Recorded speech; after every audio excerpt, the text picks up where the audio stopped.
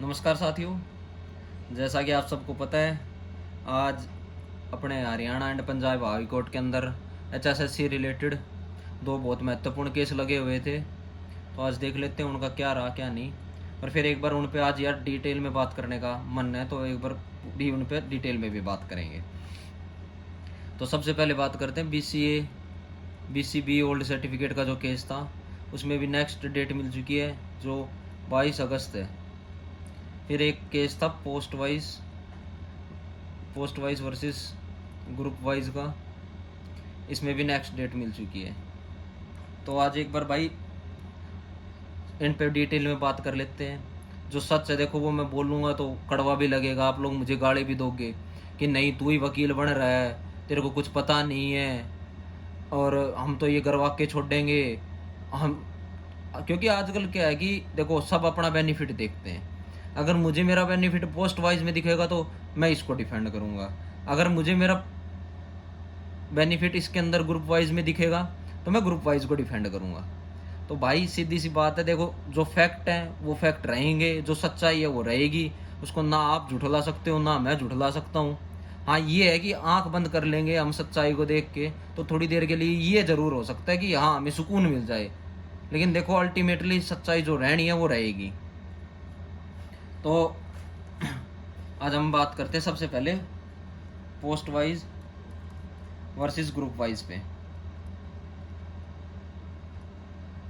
मैंने इसके ऊपर एक बार पीछे भी एक वीडियो बनाई थी, तब भी बहुत लोगों ने गाली दी कि नहीं तुझे तो कुछ पता नहीं, तो हम तो केस करेंगे, हम तो केस को वो रिवाइव करके देखेंगे, रिव्यू पिटीशन लगी हुई है, रिव्यू पिटीशन बच जाएगी। तो रिव्यू पिटीशन भी सबसे पहले रिव्यू पिटीशन में भी क्या हुआ, सिर्फ एक नोटिस ऑफ मोशन जारी किया गया है, वो भी कब का, सितंबर तक का। तब तक तो ये सरकार ही ना रहेगी भाई। अगर ये भर्ती करवा दी इन लोगों ने, बेशक से ये बचे ना बचे वो एक अलग मैटर है ये भर्तियां, लेकिन आप ये तो देखो ये लगभग 15 सितंबर या ज्यादा से ज्यादा हद मार लेंगे 20 सितंबर तक तो आचार संहिता लग जाएगी।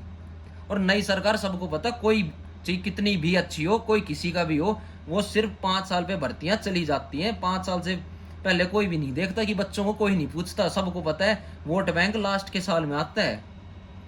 इसलिए ये सरकार आचार संहिता लगने से पहले पहले भर्तियां करवा देगी, चाहे फिर बाद में इनके लेके वो बच्चे हटो चाहे ना हटो। अगर हट गए तो दूसरी सरकार पे ब्लेम डाल देंगे, और बच गए तो क्रेडिट ले लेंगे कि हमने लगाए थे। तो देखो आज उस पर देखो डिटेल में बात करते हैं। सबसे पहले आप सबको पता है 31 मई को 2024 को डिवीजन बेंच का फैसला आया था। कौन CWP 1563 में, इसके अंदर डबल बेंच का फैसला आया था। उन्होंने सीधा सीधा कहा था पोस्ट वाइज।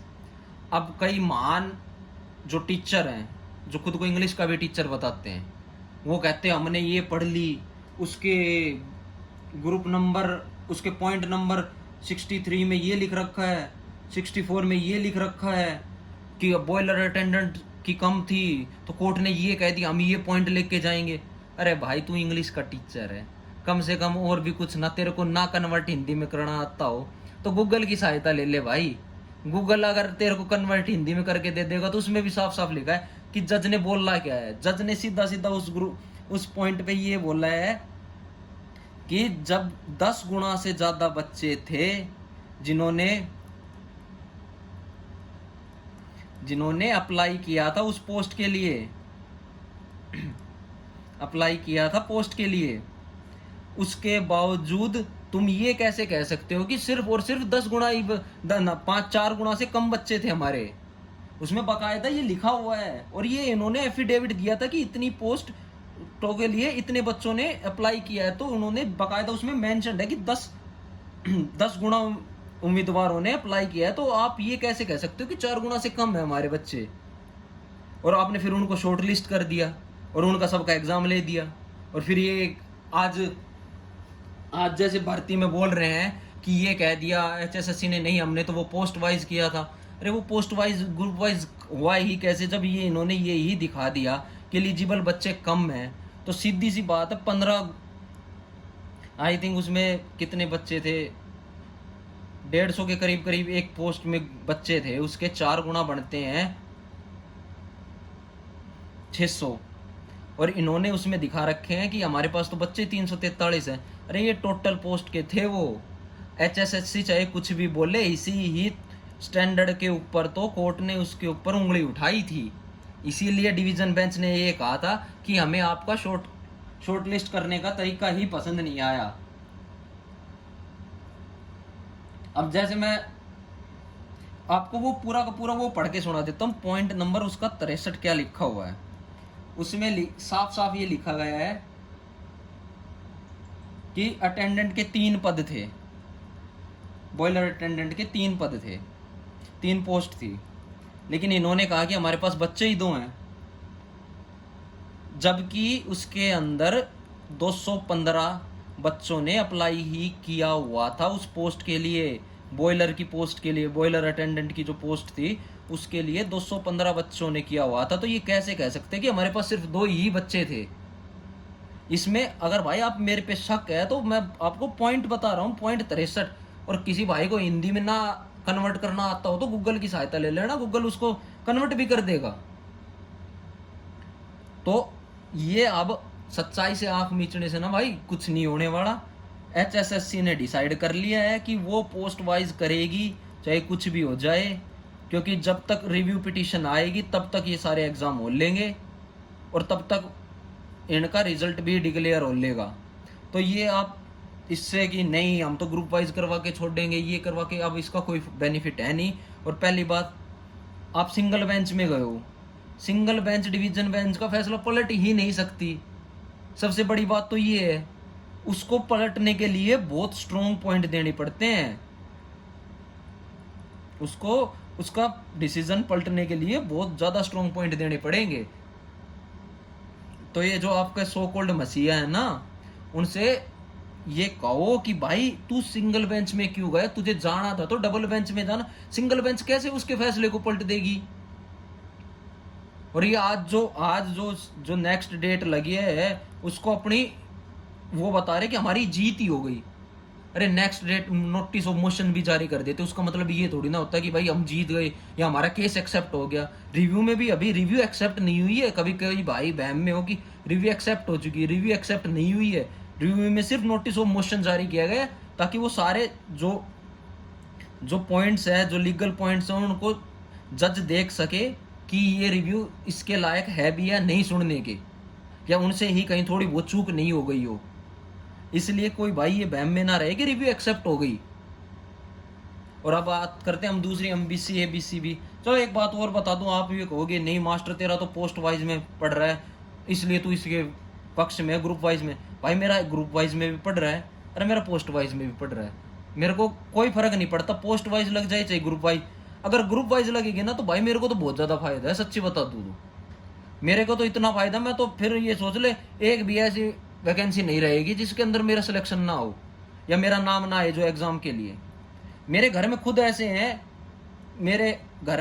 हैं जिनका सिर्फ और सिर्फ ग्रुप वाइज में आ रहा है, पोस्ट वाइज में उसमें नहीं आ रहा किसी का भी नाम। तो अब ये थोड़ी ना कि मैं आंख मीच लूँ ना मैं आप सबको ये बस मिट्टी गोली देता रहूँ, नहीं भाई पोस्ट वाइज नहीं होना चाहिए, ग्रुप वाइज होना चाहिए। भाई मेरे कहने से या आपके कहने से कुछ नहीं होगा। डिवीजन बेंच का फैसला आ चुका, सुप्रीम कोर्ट का फैसला आ चुका, आप कैसे मान रहे हो कि क्या नाम है। और एक चीज और आपको अब बात चली गई तो एक और बता दूं, आपको भी पता रिव्यू पिटीशन वाले दिन क्या हुआ था, जज एग्री तक नहीं कर रहा था शुरुआत में तो कि मैं रिव्यू पिटीशन भी देखूं, क्योंकि सुप्रीम कोर्ट की मोहर लग चुकी। और ये भाई साहब सुप्रीम कोर्ट के जो जजमेंट है उसको सिंगल बेंच में चैलेंज करने गए हैं। अरे यार थोड़ी बहुत तो दिमाग लगा ले भाई, अगर जाना है तो रिव्यू में जाओ ना, तुम भी रिव्यू में क्यों नहीं जा रहे, जाना है तो रिव्यू में जाओ। बच्चों से पैसे ले लिए, अगर इतना ही तैशी है तो भाई खुद कर ले, तू तो नौकरी भी लगा हुआ है भाई, तेरे पास तो पैसे भी है, बच्चों से क्यों 10 ऐसे भी देखे मैंने यार 10-10 रुपए मांग रहे, 10-10 रुपए में कौन सा पिटिशनर बनता है। और फिर आपके इस सो कोल्ड हितैषी का दूसरा केस बता देता हूं आज आपको, BCA और BCB की। इसमें इसने क्या कहा कि पिटिशनर मत बनो, मैं सबको बचा के ले आऊंगा। आज फैसला क्या आया? आज से पहले भी एक इसका जो केस हुआ था बीसीए बीसीबी का, उसमें भी क्या गया था, इंटरिम रिलीफ दिया गया था। और आज उन बच्चों के लिए नोटिस भी जारी कर दिया गया था कि उनका 30 तारीख को पीएसटी होगा। सिर्फ उन्हीं बच्चों को कहा ना जो सिर्फ पिटिशनर थे, उनके लिए ही तो इंटरिम रिलीफ जारी किया गया। और आज क्या हुआ? आज भी सीधा सीधा जज ने कह दिया नेक्स्ट डेट 22 अगस्त है, और तब तक के लिए जो इंटरिम रिलीफ है ये दे दिया जाता है जो पिटिशनर है। अरे भाई, पिटिशनर कोई फायदा है तो सब चिल्ला चिल्ला के बोल रहे थे कि भाई पिटिशनर बनो अगर तुम्हें बेनिफिट। अरे एक बात यार, तुम खुद सोचो छोटी सी, मान लिया आज इंटरिम रिलीफ दे दिया, पीएसटी हो गया इनका पीएमटी भी हो गया, इनका एग्जाम भी हो गया, ये जो बच्चे इंटरिम रिलीफ लेके गए थे ये तो ज्वाइनिंग तक भी ले लेंगे। एक बात बताओ, अगर कल को केस जीते, मान लिया सबका आएगा नाम, ये तो है नहीं कि कल को जो अगर केस जीत गए तो सिर्फ एक ही बालक का जो ये बने यही इनका नाम आएगा, तब तो सबको लेना पड़ेगा। लेकिन केस क्या पता 1-2 दिन में सुलट जाए, और ना सुलटे तो 2 साल भी ना सुलटे, तब तक ये इंटरिम रिलीफ वाले बच्चे तो श्योर हो जाएंगे, ये तो नौकरी भी कर लेंगे, ये तो पैसे भी ले लेंगे। अब रिव्यू वाले ही देख लो, छोटे से रिव्यू वाले बच्चे जब तक अब तक तो वो सैलरी ले रहे हैं, खुदा ना खास्ता कल उनकी नौकरी भी कैंसिल भी हो गई तो उन्होंने इतने दिन तो नौकरी की थी, उसका तो उनको बेनिफिट मिला ना। अगर आप इंटरिम रिलीफ भी नहीं लोगे, आप अगर नहीं जाओगे, आपका नाम नहीं हुआ, तो आपका फायदा क्या? पैसे तो मैं सबसे ले लूंगा, लेकिन इंटरिम रिलीफ बस मैं कुछ गिने चुने बच्चों को ही पिटिशनर बनाऊंगा। और इसे एक बार इस भाई साहब से एक बार अगर आप पैसे दे रहे हो तो सवाल भी पूछना सीखो। एक बार भाई साहब से ये तो पूछ लो, भाई साहब तुमने कौन सी पोस्ट पे लगाया था, तुमने कौन सा बीसीए का ये जो बीसीए में आता है, तुमने कौन सा बीसीए का अपलोड किया था? क्योंकि जाहिर सी बात है, क्लर्क की पोस्ट में है भाई साहब, क्लर्क की पोस्ट की इतनी सैलरी तो होती नहीं कि वो 8 लाख को क्रॉस कर जाए। चलो मान लेते पहले 6 लाख थी, 6 लाख को क्रॉस कर जाए तो ये तो कह दे मैं तो जर्नल में हूँ, भाई मैं तो बीसीए में नहीं हूँ, मैं तो बीसीए का रिजर्वेशन का फायदा नहीं ले रहा। तो एक बात बताओ, इस भाई साहब से भी तो पूछ लो, क्या पता ही खुद का फायदा देख रहा हो। इसने पिटिशनर्स के नाम डिस्क्लोज किए, जिसको पिटिशनर बनाया, इसने उनका नाम दिया कि इन बच्चों ने पैसे दिए थे, मैं सिर्फ इन का पिटिशनर बना रहा हूं, बाकी सब भाड़ में जाए भाई। उन बच्चों का क्या होगा बेचारों का, जिन्होंने पैसे भी दे दिए रहा, वो खाली हाथ भी हैं। तो भाई ये जो आपके सो कॉल्ड ये हैं हितैषी आपस में लड़ रहे हैं, वो अगर एक 4 तारीख बोल देता है और अखबार में 6 तारीख आ जाते हैं, तो एक बोलता ओ मेरा बिल्कुल पास है, दूसरा कहता है नहीं नहीं गलत है, वो तो अपने आप में। भाई आपस की लड़ाई है, कुछ नहीं होना। कल आखिरी डेट है रिव्यू की भी, रिव्यू में जाने कल आखिरी डेट है, उसके बाद आप रिव्यू में भी नहीं जा सकते। रिव्यू में जो बच्चे गए वो 20 ग्रुप वाले हैं बस। ये आप सिंगल बेंच डबल बेंच खेलते रहना, कुछ होना जाना नहीं है। जो बच्चों ने रिव्यू पिटीशन डाल दी वो तो फिर भी 1% चांस है, 1% कि उसको जज एक्सेप्ट करेगा, वो तो अब देखो 6 सितंबर को ही पता चलेगा रिव्यू में क्या होगा। लेकिन आखिरी जो ऑप्शन था वो था रिव्यू। ये सिंगल बेंच में जाना ना कोई इसका वो बेनिफिट नहीं है। तो ये आंख मीच के आप सिर्फ इसी ग्रुप वाइज पोस्ट वाइज के रोड़े में लगे रहो और भर्तियां हाथ से निकल जाएंगी। सीजीएल की वैकेंसी आ रही है और भी वैकेंसी आ रही है, रेलवे की आ रही है, एनटीपीसी की आ रही है, रेलवे जेई की आ रही है। तो भाई अपना ध्यान सब कहीं रखो। मानता हूं यार नहीं हो रहा तो कहीं ना कहीं कमी हमारी भी रही, एचएसएससी की तो रही। मैं एचएसएससी को डिपेंड नहीं कर रहा कि एचएसएससी साफ सुथरी, एचएसएससी को तो इतनी गलतियां कि मैं वीडियो बनाने लग जाऊं ना तो मेरी उम्र निकल जाए, इतनी गलतियां कर रखी है एचएसएससी ने।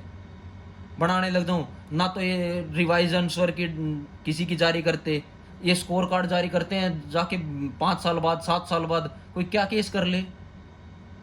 तो इसकी गलतियां गिनाने बैठ गया ना मैं एचएसएससी की, तो फिर मेरे को तो ये सोच लो मेरी तो सारी उम्र निकल जाएगी, इतनी गलतियां करती है।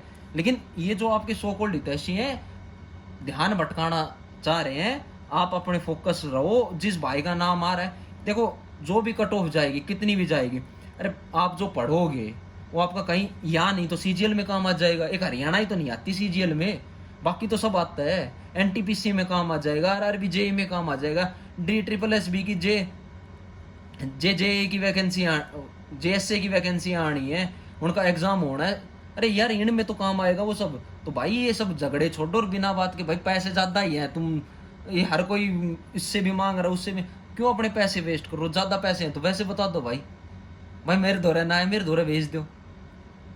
तो अपना ध्यान इन सबसे छोड़ो भाई, अपना पढ़ाई में रखो। ये कुछ नहीं होना, ये दोनों जो भी हितैषी हैं अपना फायदा लेके एक साइड हो जाएंगे।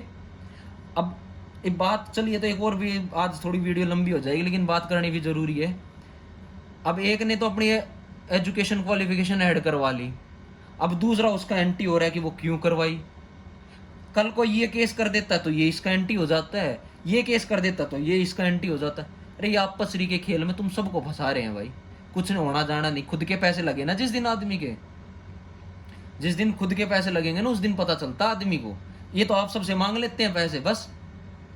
तो भाइयों इन सब चीजों से ध्यान हटाओ और अपना पढ़ाई में ध्यान रखो, आप सबके लिए भी बेनिफिट होगा। चलो आज यही बात खत्म करते हैं, धन्यवाद।